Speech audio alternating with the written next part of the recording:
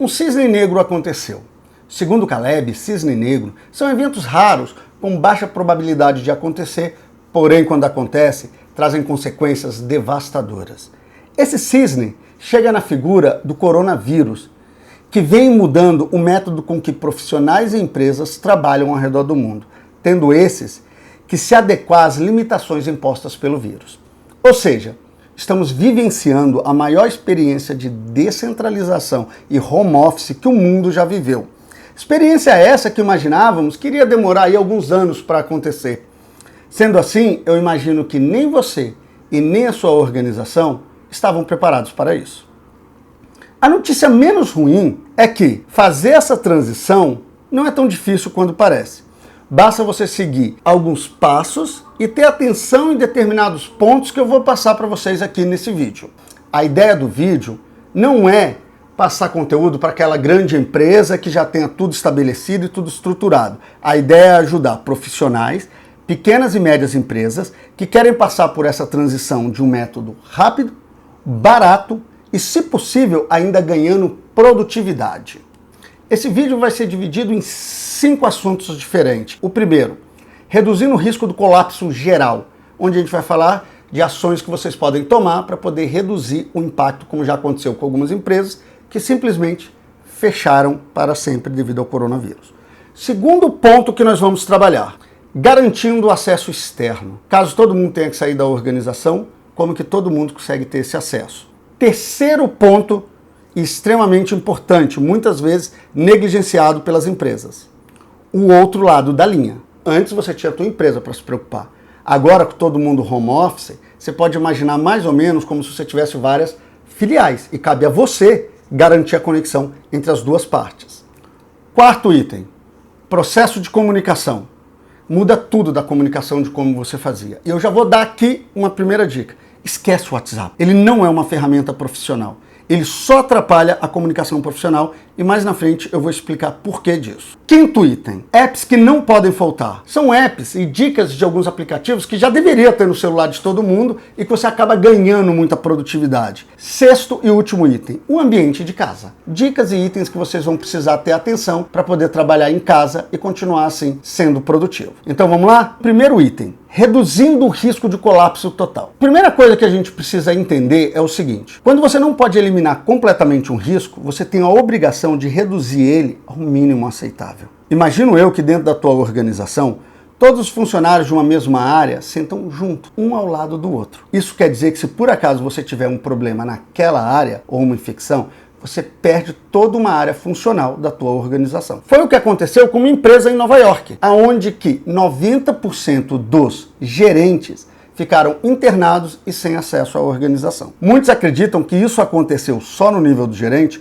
porque todos eles sentavam dentro de uma única sala, fechada. E quando um ou dois deles pegou o vírus, acabou contaminando todos os outros. O ideal, então, para você evitar isso, é que na tua organização, você pegue cada equipe dessa e mova, se possível, se você tiver espaço, para lugares diferentes dentro do prédio. Garantindo que você tem 50% da organização de um lado e 50% do outro. E que esses dois 50% possuem todo o conhecimento para a tua organização funcionar. Caso você tenha um problema, máximo em 50%, você ainda tem os outros 50%. Ok. Isso você precisa fazer agora, mesmo sem as pessoas irem para casa.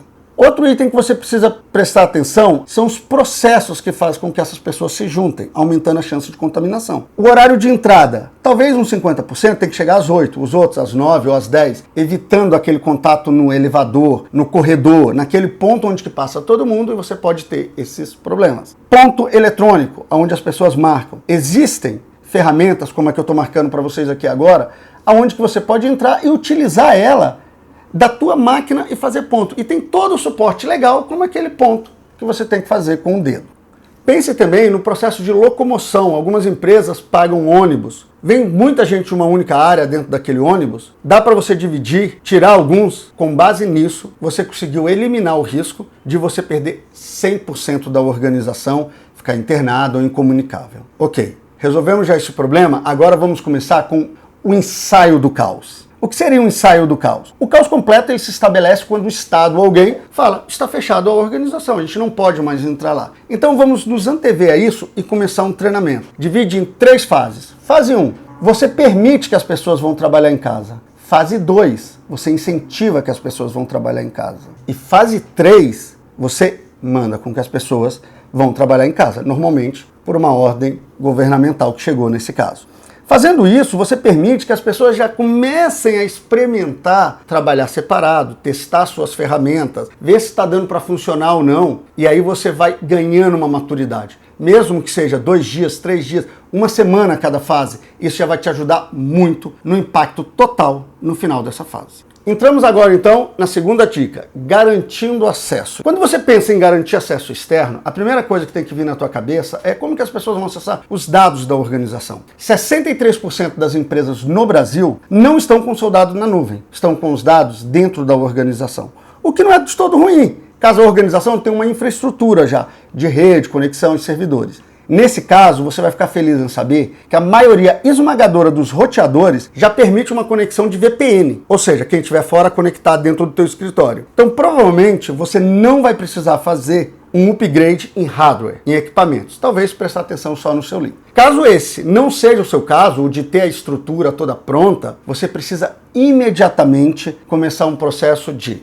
manda um formulário para todos os seus funcionários questionando aonde estão os dados e quais os dados eles precisam. Na hora que você pegar esse dado, preste atenção em 2 coisas. Pior do que ter os dados numa máquina pessoal é estar na nuvem da pessoa. Por quê?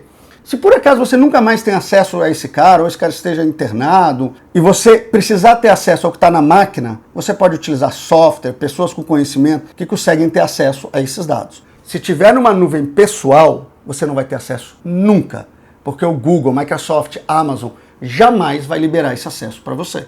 Estatística mostra que empresas, depois que perdem os seus dados completos, demoram cerca de 6 meses para morrer completamente. Terceiro item muito importante é adote imediatamente uma plataforma de assinatura digital. Eu estou mostrando aqui para vocês as 6 principais que vão te ajudar a fazer essa conexão. Várias delas têm já pacotes gratuitos, até tantas assinaturas, e você já pode começar a utilizar ele imediatamente. Porque você tem que ficar utilizando assinaturas físicas, que hoje você manda de um departamento para o outro. Você tem que começar a assinar em casa e mandar via motoboy, vai deixar a tua operação extremamente pesada e lenta. Terceiro item, o outro lado da linha. Como eu disse antes, você agora precisa se preocupar tanto com a tua organização como com o outro lado, que é a casa do funcionário, como que vai ser feita essa conexão. Primeira dica, não parta de pressuposto nenhum. Não parta do pressuposto que todo mundo tem em casa uma internet com largura, banda, disponibilidade para poder utilizar ela profissionalmente. A internet do teu funcionário provavelmente foi calculada com base no uso dele. E agora ele vai precisar fazer uma videoconferência. E o problema que tem é que quando esse teu profissional estiver fazendo uma videoconferência extremamente importante com o teu cliente, o companheiro dele, esposa ou marido, também vai estar fazendo uma com dele, porque ele também está trabalhando em casa. O filho dele vai estar assistindo Netflix ou jogando online, porque o filho dele também está em casa. A média da internet no Brasil é 24 megabytes, é muito baixa para atender todas as solicitações. Fazer o upgrade da conta dele, eu não acho que é o melhor caminho. Por quê? Porque agora a gente vai testar a real estrutura brasileira de telecom. Elas vão aguentar esse número? Talvez até aguenta. Eu acho que elas não vão aguentar o número de pessoas pedindo. Elas não têm profissional para atender em tudo isso daí. Então a dica que eu deixo é, ao invés de você só subir o link da pessoa, contrata um outro de uma outra empresa. Assim, na casa da pessoa, ele vai ter 2 links, o dele e o teu que você contratou. Caso tenha problema em algum dos 2, ele pode utilizar o outro. Pensa na casa dele em itens como fone de ouvido. Não é todo mundo que tem, não é todo celular que vem com fone de ouvido que tem microfone. Pergunte, senta com teus funcionários e descubra a real necessidade de fone de ouvido dele para poder ter foco dentro dessa reunião que você vai fazer aí frequentemente. Além do fone de ouvido, a pessoa também precisa de câmera. Tudo bem, os laptops já têm câmera, mas às vezes não é muito boa, a pessoa usa um desktop em casa. Você vai ficar feliz em saber que existem vários aplicativos gratuitos que você pode colocar dentro do teu celular e transformando o teu celular numa webcam, podendo até colocar ele em outras posições, o que facilita bastante a reunião. Então, faça uso desses aplicativos. Tem tanto para Android quanto para iPhone e o resultado dele é muito interessante.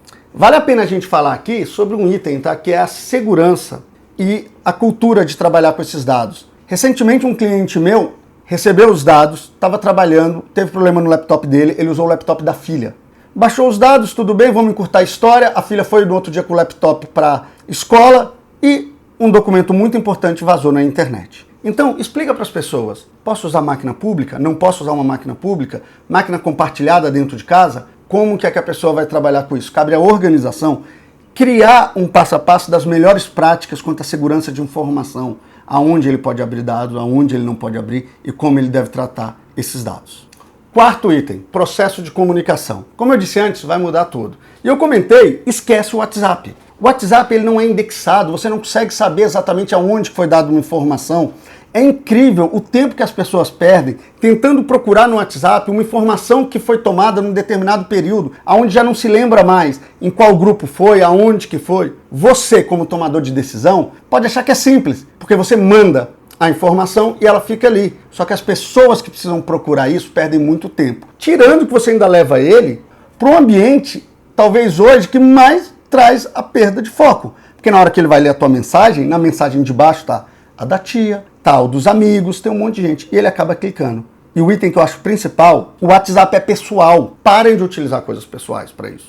Várias ferramentas você pode utilizar para suprir essa necessidade. Slack é uma maravilhosa. Ela funciona mais ou menos como um WhatsApp do ponto de vista de chat. Só que você consegue indexar essas informações por grupo, por projetos, aonde que eu posso salvar documentos lá, aonde eu faço alguns links com documentos que estão nas nuvens. E tudo isso daí deixa muito mais fácil, um ambiente único de colaboração. Outras ferramentas também estão disponíveis, como a Microsoft, que liberou agora o Microsoft Teams. Ele está de graça por 6 meses. É uma excelente plataforma. Lá você faz gestão dos seus projetos, lá você faz a gestão dos grupos, da informação. É uma ótima ferramenta. Entra na Microsoft e dá uma olhada sobre isso daí.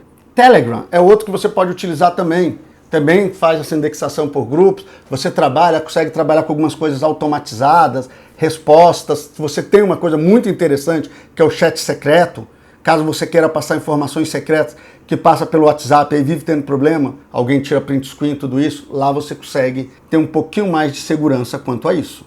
Porém, mais importante do que você decidir a tua ferramenta é você decidir o que vai ser comunicado e como vai ser comunicado. Eu gosto muito da analogia da Vila dos Pescadores. Inspire-se nela. O que é a Vila de Pescadores? São pessoas que saem para pescar de manhã, provavelmente vão perder contato um com o outro, ou se tiver vai ser com rádio de vez em quando, mas eles sabem exatamente o que cada um tem para fazer. E de noite eles retornam, e quando eles retornam, eles sentam e conversam um com o outro. Contam o que aconteceu. Faz um overview sobre aonde tinha peixe, aonde não tinha. E manter essa periodicidade é extremamente importante. Você alinhar antes com as pessoas. Ok, quais os tipos de eventos que levam a uma comunicação necessária e espontânea? Agora, caso não tenha ele, qual é a periodicidade mínima, máxima, aliás, que a gente vai se encontrar para poder conversar? Você, funcionário, converse com o teu gerente sobre isso. Caso ele não te procure, fala para ele, peça para ele entrar em contato com você diariamente ou a cada 2 dias, para que você esteja sempre alinhado com o que está acontecendo em cada ponto da organização.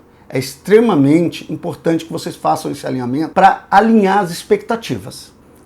Apps que não podem faltar. Entre os apps que não podem faltar, um dos primeiros que as pessoas acabam esquecendo são apps de scanner.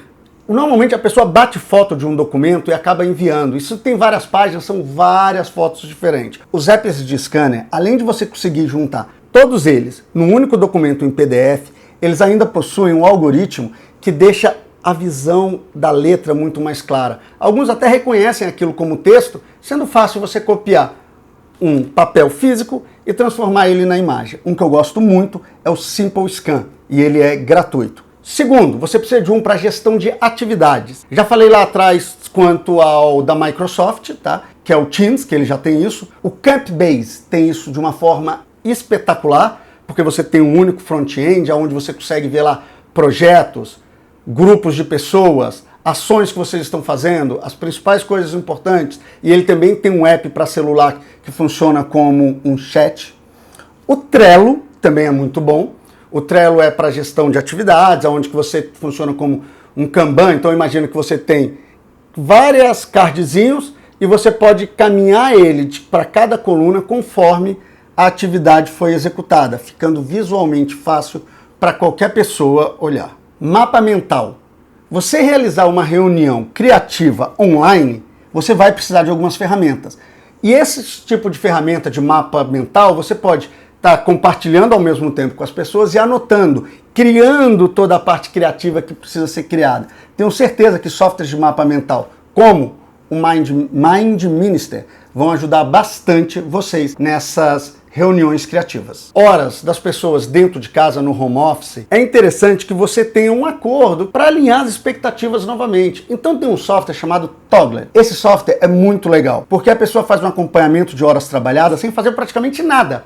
Você instala ele no computador e aí o computador sabe que quando você está em tal documento, você está trabalhando, se você está, sei lá, no Facebook, ou você está no e-mail, ou o que você estava fazendo naquele momento e gera um relatório. Às vezes nem só para a empresa, mas para o profissional mesmo, começar a se estruturar em quantas horas eu estou trabalhando de fato. Eu estou focado ou não estou? Esse software, ele ajuda muito você como um indicador de desempenho para suas atividades, de quanto você trabalhou na organização. Entramos agora, então, no nosso último item, o ambiente de casa. Como que você vai preparar a sua casa e como que a organização pode te ajudar nesse item? O primeiro que me chama a atenção, não é todo mundo que tem em casa um ambiente com uma parede ou com algo que não fique estranho você estar dentro de uma reunião formal com um cliente. Praticamente todos os softwares possuem funcionalidades aonde que você consegue mudar o fundo da tela. E não aparece mais aquele fundo. Esteja você onde você estiver, na cozinha, no banheiro, dentro da sala, na sala de estar cheio de bagunça das crianças lá atrás. Ele simplesmente tampa tudo e você pode colocar, inclusive, empresa, o logo da empresa, o que dá um aspecto bem profissional. Pega então, cria essa imagem e já manda para todos os profissionais. Bem, pessoal, era isso que eu tinha para dizer para vocês, espero poder ter ajudado. Como eu disse no começo do vídeo, a ideia não era fazer um plano de continuidade do negócio complexo, era dar algumas dicas para ajudar empresas e profissionais a passar por essa fase, infelizmente, nebulosa que o mundo está passando agora. Mas no meu LinkedIn, nas minhas redes sociais, eu vou estar sempre liberando alguns documentos, templates e vídeos sobre pequenas tecnologias e inovação que podem ajudar bastante vocês a passar por essa fase agora e serem bem produtivos. Obrigado.